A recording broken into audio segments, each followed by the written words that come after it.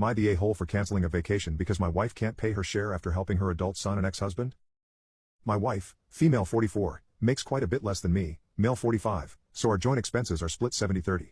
For the most part, things like vacations and where we bought a house are decided based on what she can afford, but there have been several times I've paid in full for vacations to places I really enjoy and wanted to share the experience with her. She has a 23-year-old son from her previous marriage. When she and I got together, I told her I wouldn't mind paying extra for things here and there until her son was 18 and working or in school so she could take care of him. For the majority of our relationship, he has lived with his father. He decided against college or trade school and hasn't expressed any interest in starting to figure out a plan for the immediate future, let alone his life. He floats from job to job, and his father is pretty much the same since the kid graduated. Therein lies the problem. Every few months they'll call her for a few $100s here, a few hundred there, $20 this week, $80 the next. Sometimes it's her son calling for help, sometimes it's her ex-husband. This has caused her to be short on funds for our plans, or things she volunteered to cover on more than one occasion. Her reasoning when it's her ex asking is that since their son still lives with him, she has to help him. I get that to a point. We were supposed to go on a vacation later this month. Nothing major or fancy, but just time away. We had agreed to split the cost, and all that was left to pay for were the hotels, rental car, and some reservations. Her ex-husband called needing help getting his car out of impound and getting caught up on rent. Their son hasn't been able to get to work without the car because he doesn't want to ride a bike or take a bus. Almost $5,000 later they're set up, but my wife told me she can't pay for her portion of our vacation, so I told her I was canceling it. She called me a heartless ass, that she's just taking care of her son, and we've been arguing over it, but my stance is this: they're both able-bodied adults that keep making a series of life decisions that keep them at a standstill, like quitting jobs over little things, smoking, going out, and are always digging them out of their hole is starting to impact our lives more and more, and I didn't sign up for that. Am I the a-hole for canceling our vacation instead of just footing the entire cost myself? To clarify, she contributes 30% of her pay to our joint expenses, bills/utilities, emergency fund, and retirement.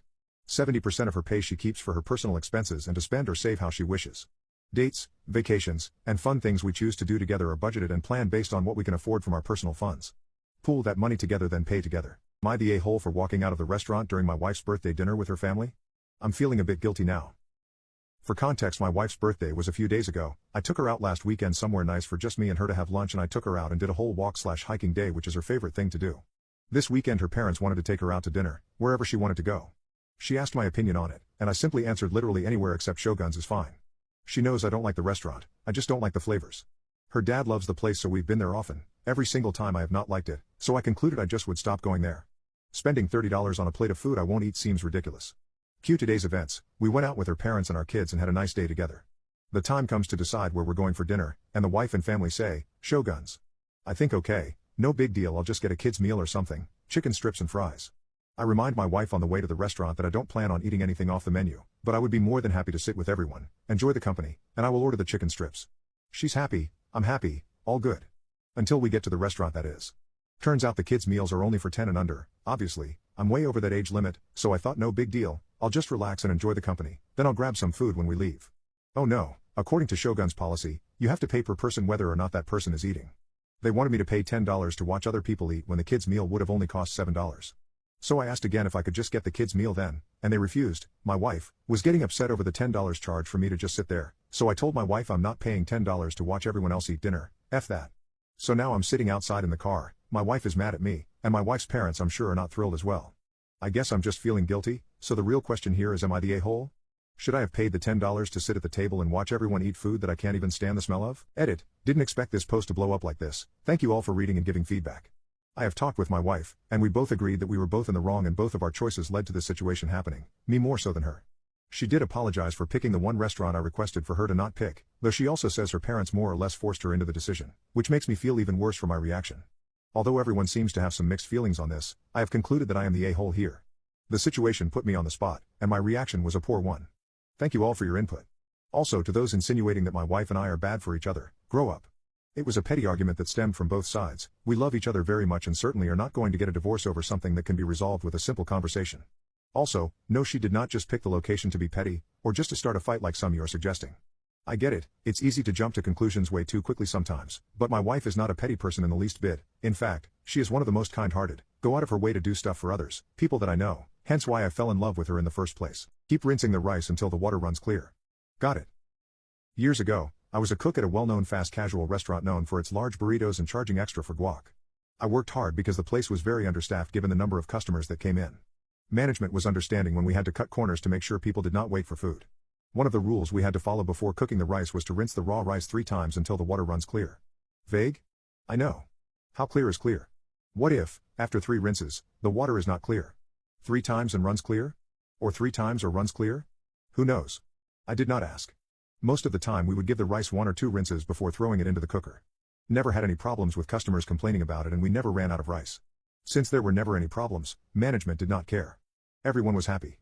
That is until, one day, Miss Manager decides it is time to enforce every single rule exactly. Not sure why. To get to the position she was in, she knew how to do all the individual tasks in the kitchen, so she knew the rules. However, she did not know how to conduct the symphony of the dozens of simultaneous tasks at the speed and accuracy required to keep customers moving and never burn anything. I did. She did not know which corners were okay to cut and which ones were not. I did. As I was getting ready for the busy shift, but the kitchen was not in busy mode yet. I am rinsing rice and Miss Manager approaches me. Make sure to rinse the rice until the water runs clear. I look at her and respond, I always do. She knew I was lying, but she knew why. She knew that it would take longer to make the rice. But I was the only one who could make sure that rice never runs out. Her life would be hell if we ran out of rice. She had a chance to let it go. She did not, though. Mr. Cook, I know you don't follow that rule. Keep rinsing the rice until the water runs clear, and before you put this rice on the cooker, come find me and show me that it runs clear. I looked at her with a straight face and replied, keep rinsing the rice until the water runs clear. Got it. I begin. Fill the pot of rice with water, agitate the rice, pull out the perforated part of the pot, and dump out all of the cloudy water. After 3 times, the water still resembles water skim milk. I look up. She is watching me. She asks, does that water look clear to you? It was rhetorical. I see how it is. I start rinsing again. Satisfied, she walks away. I continue repeating the process. A while goes by, and yes, I am counting the number of times. The long grains of rice are breaking apart and the entire pot is turning into a strange mushy mixture of white rice. Given the time I am taking on this dumb task, everything else that needs to get started in the kitchen is falling behind. Finally, Miss Manager appears in the kitchen again. You're still rinsing rice? The timing was perfect. I dump out the water in front of her and ask, does that water look clear to you? As I dump out the precursor to slightly watered down horchata, she softly says, no. I step away from the sink. How many times do you think I've rinsed this rice? I ask. 7? She answers. No, try 37. I wasn't joking. I have rinsed this rice 37 times and the water is not running clear to your satisfaction. Should I continue? She looks at the rice, knows it is unusable, and that she has lost the fight. On one hand, she cannot tell me to keep going because the ground up rice was only a few rinses and a cook away from becoming grits. On the other hand, she cannot tell me to stop rinsing because then she would violate the sacred rice rinsing commandment. Additionally, she cannot fire me, otherwise, the store could not open. She scheduled me to work the entire day, and she sure knows that she could not do what I do in the kitchen. Fine. She relents. Get back in there and make sure we're ready when it's time to open. I laughed to myself as I went back to work. I win.